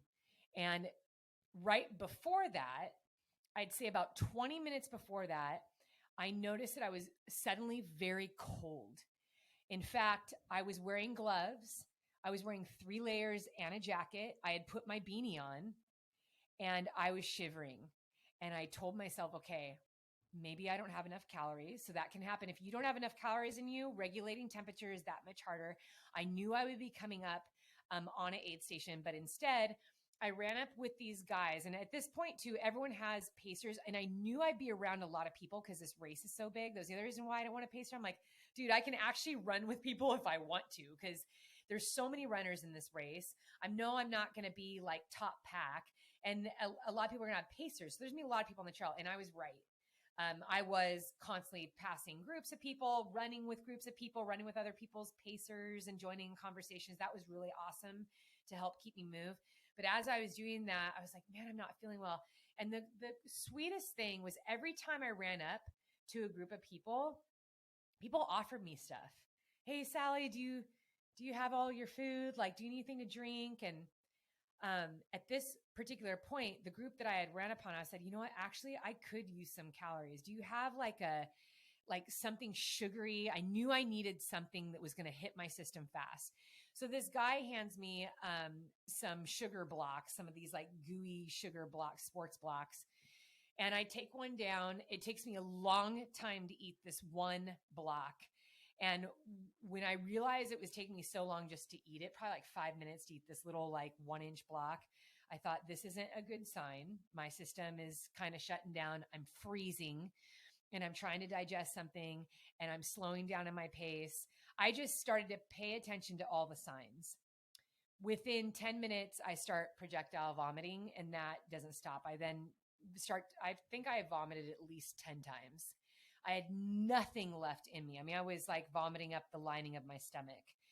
And because of that, now that I'm completely depleted, we enter this aid station and I start sipping a little bit of Coke. And I'm like, oh, if I can just get some Coke in me. I fill up my bottles with just water because I now know if I can't get anything down, I at least need to keep up with water. And I get out of that aid station. I have about 6 miles till I see Eddie. And I'm moving really slow. I think it took me well over an hour and a half just to cover those 6 miles from that aid station. And I haven't had like legit calories in my body now for a while. And I leave the aid station, I had Coke, and I start throwing up again. So thankfully we start to descend we're going back to Outward Bound. And as I make my way to the lower part, we have 3 miles now of like flat crushed dirt and then road.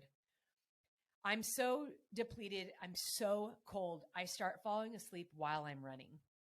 And this is the only time this has ever happened to me is at Badwater. The 2 years that I especially struggled in 2018 and 2021. It really has to do with just sugar levels are dropping. I have no energy in me and I'm demanding my body to move forward. But on top of it, I'm not breathing well. So like oxygen levels aren't great. I don't have any calories in me and it's the middle of the night and it's freezing. It's a recipe for a disaster. And as I hit the road, I start kind of swaying on the road. I actually don't remember running this very much. I just remember locking in on the lights ahead. I can see the aid station in the distance. And I keep telling myself, Sally, just get to the lights. Just get to the lights. I keep falling asleep. I fall into this huge pothole that's in the road, almost twist my ankle. I actually did twist my ankle twice, but thankfully my ankles are very bouncy and flexible. So I was fine. I kept running. And I just kept telling myself, just get to the light, get to the light. When I'm about 200 meters out from the aid station, I tell myself I have to have a plan when I get in there. If I don't take time to reset, then finishing this race is going to be very difficult. I don't like spending time in aid stations. So, this is where I have to embrace the reality of my state, humble myself, and take care of my body. So, Eddie, this is when you guys see me. And I'm thinking as soon as I came in, I told you, I don't know if you guys could tell that. You came in and you had this kind of that glazed look and you kind of went right past it, says, I need to lay down. And so you went to the medic tent and he asked, you okay? And he kind of shared how you're feeling. And then you went straight into the cot. Mm-hmm. Yeah. So at this point I was freezing. Oh yeah. I'd said once we got in there, I was like, go get my clothes. We have this little cube of clothes, which again is so good when you are doing 100-mile races, particularly in the mountains, have a full change of clothes. And, for me, one of the biggest problems I run into is a really sweaty sports bra because it sits so tightly on my chest. So I knew I had to get out of that. I had to put on new layers. I had to get my body warm. And I think what we agreed upon was 10 minutes. Yeah, 10 minutes. We got you. We got you some broth. Mm-hmm. And 10 minutes. And you said you wanted to sleep. So we devised a plan right away, which was just so nice about having Eddie there because he's had to deal with this the last 2 races. Yeah. Like he has understood that the resets in the last 2 races have actually enlivened me. They rejuvenated me. I've been able to run really well. And so we just agreed right away on a plan with great hope that was going to work, which it did end up working. And so here's what we did. Typically a reset, you need to put a time frame on it because you feel so terrible. It's very easy to get comfortable in a chair, to get comfortable in a cot when you're wrapped up in blankets. I know typically a reset doesn't mean I'm going to feel better when I leave. It's just that my body's going to have more energy. And that comes from the food. That might come from closing my eyes, from changing my clothes. But overall, it's not like suddenly I feel like I'm at the start line again with that kind of energy. I knew that I actually needed to take care of my physical body and the things that probably would have brought me into a really low place had I just continued on. Because I did struggle with that. I was like, I either do a reset or I just push through. And I think I had come into that aid station. It was only a marathon left? Yeah, that was mile, 70-ish. Yeah, right? It was like 75. So in my mind, I was like, dude, we are finishing this thing. We have a quarter left of this race. We're going to do it. We got 42 kilometers. We got a marathon left. This is going to happen. So there's the gritty, prideful side of me that's like, no, just push through. We're going to suffer. You're going to warm up on the climb out of here. And then there's the other side that's like, anything can happen. I could leave this aid station and 2 miles down the road completely fall apart. I have been there before. I have learned my lesson. My pride has gotten the best of me many times, not only in my running career, but just in life. And so this was just kind of a moment of humbling.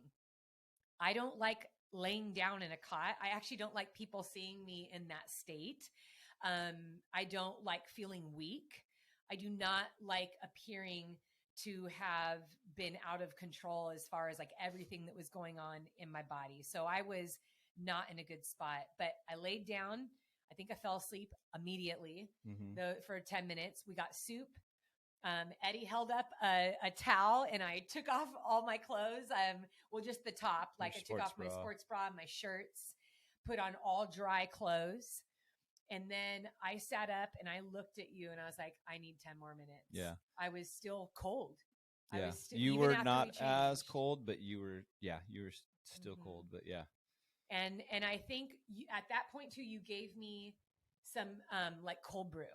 So I knew, I was like, okay, if I can get the caffeine in me, I'll drink a bunch of caffeine, I'll have some more soup, and then I'll lay down. And my goal in that was to let it digest. Yeah, we give you some mashed potatoes too. And mashed nice potatoes. And warm. And you had bites of most of that. And the cold brew. And then, you fell asleep right away for 10 more minutes. Yeah. And then once it was 10 minutes, Eddie was there. It's like, you have to go. Yeah, woke you up in 10. You have to go. And so we did. We got out of the aid station. I started my way back down the long, dark road. It was probably like 2 or 3 miles. But wow, I moved so well. I passed, I want to say 15 people on the road within the first mile. It's crazy. Those resets, the last 3 have been like magical for you. Magical. Yeah. And I'll say it again. A reset doesn't mean that suddenly you feel amazing. You've just brought energy and rejuvenation back into your body. My stomach was still hurting. I still wasn't breathing well. Like my head was spinning like a little bit, but I was feeling way more energized. I felt like my legs felt good. I felt way more awake. That coffee had started to hit. And now we were climbing back up Powerline. And Powerline, I'd say this section of the course, Drew and Tyler found me there. And even they said, they're like, dude, you look so different. You were energized. You were getting up that climb. And yeah, I passed a lot of people on that climb. That was probably one of the cruelest sections because there was legit 4 false summits. 4 times I thought I was at the top of this climb. It was just straight up for, I want to say 5-6 miles. It was brutal. This is mean. It was brutal. And then when you get to the top, there's a secret aid station. This aid station that is not on the race guide. It's huge. There's all of these glow sticks. They make a big path with glow sticks like 50 feet out from the aid station. Music is blaring. I think they serve like whiskey or something at the top of this thing. It's crazy. But you get to the top of that and then you start descending. And I'll tell you what, I was absolutely thrilled when I finally got to the top of that because that was it for like the most brutal climbing was now done. And then we start descending. So then we descend, we get back into the forest. I think I may have thrown up a little bit more at that point too, once I started descending. So I wasn't still totally energized. But I was able to keep on like eating and sipping, and that's all I could do. I just told myself, just keep sipping the coconut water. I think that's all I was able to get in. It was just coconut water and water. And regular water, yeah. And regular water. I pretty much went on that for the rest of the race. And when I got to May Queen, this would be the last time I'd see Eddie with only less than, I think it was like 11 miles to go now. Yep. And all I had to do was get around the lake. It was still dark and the sun was just about to start rising again. And then you have like this 3-4 mile, very gradual climb back up to the finish line in the city. And what was so sweet about this is I hit mile like 95 and I'm chatting with these guys. I actually moved pretty well around the lake. I did I was very specific. Okay, I'm going to run for 2 minutes. We're going to power hike for a minute. I kept up with that cadence all the way around the lake. I passed a lot more people. And then I settled in with these 2 guys and we passed a bathroom. And as we passed this bathroom, I hear someone else say, hey, it's Sally McRae. And then Harvey Lewis sticks his head out of the bathroom. He's like, Sally. And I was like, I thought Harvey had already finished the race because he was way out in front. When I was descending climbing up Hope's Pass, he was already going back up for the second time. Like he was a few hours ahead of me at this point on Hope's Pass. And so we start chatting and I'm like hiking along and I say something. So what place did you come in? Like, how was it? And he's like, well, I don't want to hold you up. And I was like, what are you talking about? And he points to his stomach and he's wearing his bib. He's like, I'm still running this race. Like, a what? So I said, you know what? Let's just finish together. We have so much time to finish. We have, 5 miles, 8 kilometers left. Let's just do it together. So he was in a lot of discomfort and his quads were gone. So we kind of moved at a very gentle pace all the way to that finish line. And when we got into town, you guys, I cannot tell you the feeling that I was feeling. I think it was just an overwhelming sense of emotion because by the time we got into town, it's a 30-hour cutoff. And I was like 28 and a half hours at this point once we hit the town part. Because I think my finishing time was like 28:52 or 53 or something like that. So I only finished with like an hour, 7 minutes before the cutoff. So, and that was very real to me, realizing everything that we had done all day to make sure that, you guys were moving me in and out of those aid stations as quick as possible. Eddie putting time limits on how long that I would stay, especially when I was really hurting. But I'll tell you what, it's so easy to add time to your overall time if you don't pay attention. And that first half, we were so far ahead of hours and hours ahead of cutoff. And then to only end with 67 minutes left in the race is when I ended up finishing. But that finish was so precious. And it was so good to have you and Lucas cross the finish line with me and the whole BPN team and the race directors came out. Cool they give you a rose and you get a medal and you get a buckle. And I cried. I was so overwhelmed with emotion. And I had even said, I go, we worked so hard for that buckle. We did. We worked very hard. I knew that signing up for Leadville, I knew that it would be a struggle from the first mile. And I'd say over the years too, people have always asked me, why haven't you done Leadville, or are you ever going to do it? I'm like, on one hand, it was always really close to UTMB. It's just a week apart. And I did UTMB 5 years in a row. I love UTMB. UTMB has my heart. It's one of my favorite races in the world. And so that was one of the reasons. But I also was like, why? I'm not going to sign up for a race that I know I'm just going to struggle the entire time. Like, I can do altitude, but racing hard at altitude for 100 miles straight, I know that is a great weakness of mine. And I wish I could breathe better, but I can't. And so I'm going to sign up for races where I can perform well. I'm going to sign up for races where I feel strong, like I want to do well. This is my career. So putting this race in the Choose Strong project was very humbling. And I did that for a reason, because I feel like so often, and I kind of just want to transition now into the Choose Strong project. So often, I even know in my own life, I shy away from things where I know my weaknesses are going to be exposed, where other people are going to see me struggle. And I don't like that feeling. I don't think that any human does. No one wants to appear to have struggles or weaknesses.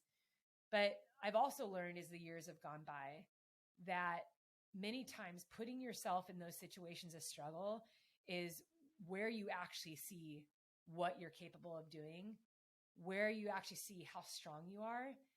But I think the most beautiful part is you also see you're not alone. You guys, there were so many people that struggled in Leadville during that race. And I ran with some people that were so strong, people that were way far ahead of me, running really fast. And then you see them in aid stations wrapped up in blankets or puking, on the side of the trail, or barely moving, barely walking, or not even making it to the finish line at all. You understand that the weaknesses and the struggle, it is very much a part of the journey. And you learn so much about yourself in that. I think for me, I relied a lot on Eddie in this race. I mean, from day one, as soon as we arrived, it was difficult for me, and I was feeling a lot of physical struggle, right away. So having him there just on the emotional side for me was very comforting. Seeing him in those aid stations was very comforting. I think the BPN team did an amazing job they put that reel out of my finish. And one of my favorite shots is of you coming across the finish line and hugging me. And I love that embrace because I felt like that was such a powerful team effort for us. And I felt like I could do it because of you. And that's something that I want people to see in this project, that, we're all on a different part of our journey.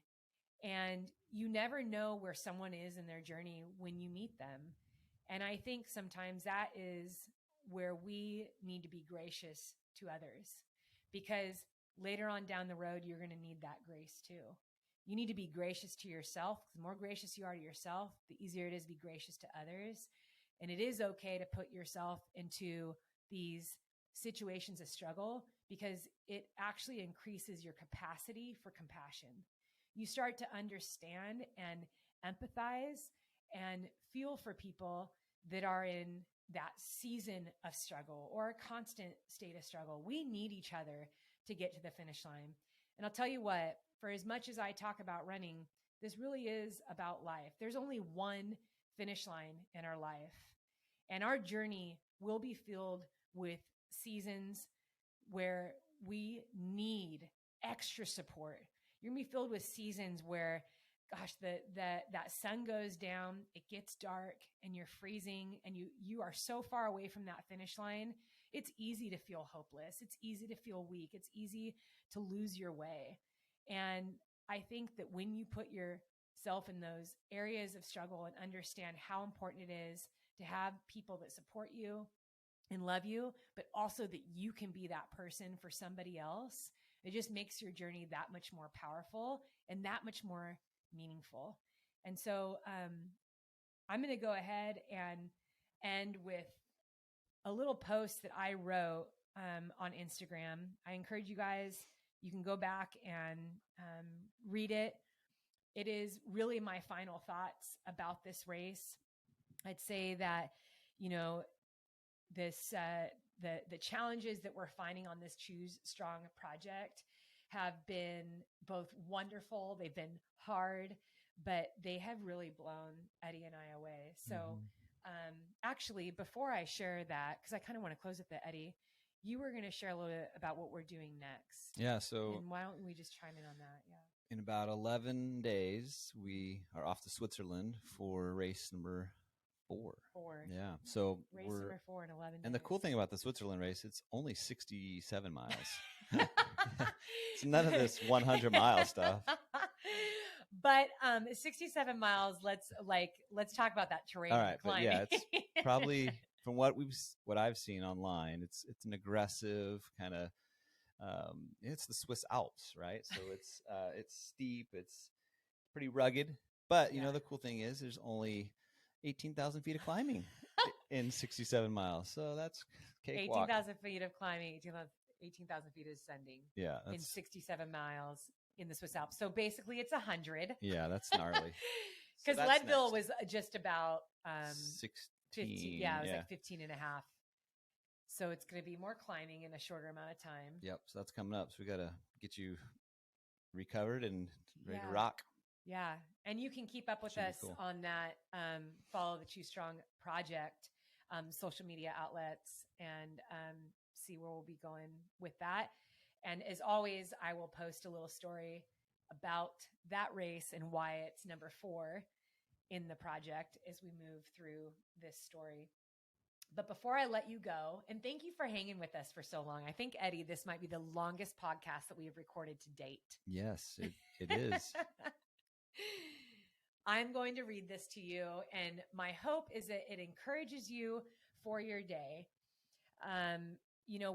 When people read this online, a lot of people said, wow, this is not just for running, this is for life. And I say 100%. This is for wherever you are in your life. And before I read it, I just want you to take a second and think about where you are in your journey, because the reality is that you move through your day pretty quickly. How easy is it for a week just to go by? How many times have you said in this past year, oh my gosh, I can't believe it's already Thursday. I can't believe that, we're already in this month. Like, where did the last couple of months go? And that is life. If we don't pay attention, if we don't slow down, if we don't take that time to kind of reflect on what we're doing and where we're going, life goes by quickly. And I'll tell you what, you're the only person that can live your life. You're the only person that can work toward your goals. You're the only person that can get those dreams. You are in charge of the life that is before you. And there's a lot of good for you. So even if you are in a season of struggle, if you're in a season of, you're kind of lost and trying to figure out what you should be doing with your life, or whether or not you should be where you are. This could be in a career, in a relationship. I just want to encourage you to take some time, and maybe that could be like writing down your goals, or just sitting on your back porch with a cup of tea and just thinking about, what have I done in this last year? Where am I going? What is it that I really want? How am I impacting people around me? How am I pouring into others? How am I helping? How am I loving? And that really is the tagline of this podcast. It's strong mind, strong body, strong love. When we pour into others, when we give to others, that alone gives our life so much meaning. And so if you're feeling like, man, I don't really feel like I'm contributing, I'm not really sure what's going on in my life right now, pause and see how you're serving the people around you. Because we have I think we have more than enough negativity floating around right now in our world. We have more than enough people online that are condescending towards others and are raising negative, bitter, and even very trivial conversations. We need more help. We need more love. We need more kindness and compassion, because that is what changes people. That is what brings people together. And if you woke up this morning, there is a purpose for your life. If you have lungs in your breath, I don't care if you have social media at all, or you have one follower, or you feel like you have to be known. You don't. You matter because you're here. And so I just want to end with this as just straight encouragement for you. I want to tell you that I am thankful that you are here. I'm thankful that you have ears to hear this podcast, and I want to encourage you to apply this to your life. What you want and what you need will rarely agree. Sometimes what you need is to walk into a place where you know you're going to struggle and just stay there. The struggle taps at all your senses. It beckons you to find a solution. It challenges you to try. When it's all over and you're wrecked from head to toe, you'll finally understand something you could have never understood had you stayed in your predictable comfort bubble. You'll understand you can endure discomfort. You'll understand you're not alone in your exposed weaknesses. You'll understand you're damn stronger than you thought you were. Maybe you'll even be mad about that one, because the truth is, you were always strong, even in your struggle. You were made for this. You were made to rise and fall again and again. The gold is in your resilience to keep trying, not in a piece of metal that fades. You are, and always will be, wonderfully and uniquely strong for the very journey you're on. Trust me on this one. Your friend always, Sally. And we want to encourage you guys as you move forward in your week. Choose strong in all you do. Thanks for joining us today. Until next time.